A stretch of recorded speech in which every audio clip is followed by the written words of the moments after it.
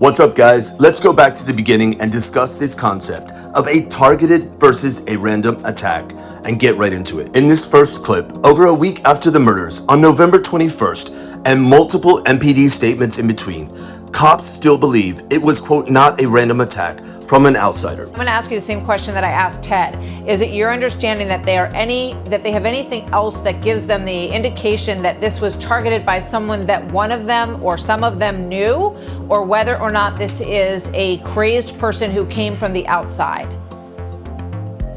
You know, all the information we're getting from Moscow Police Department is that it is not a random attack, that it was a targeted attack.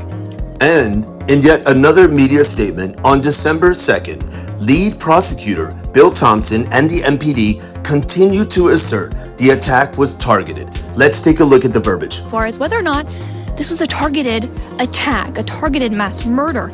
And so here's the latest from the Moscow Police Department. It says our clarification last night directly addressed comments made by Latah County Prosecutor Bill Thompson, who said the suspect or suspects specifically looked at this residence and that one or more of the occupants were undoubtedly targeted. Did you hear what he said? Quote, suspects specifically looked at this residence. Not random, but rather the assailants likely knew the victims and there was some type of motivation to enter that home that night and commit these heinous crimes. The suspect or suspects specifically looked at this residence and that one or more of the occupants were undoubtedly targeted. The suspect or suspects specifically looked at this residence,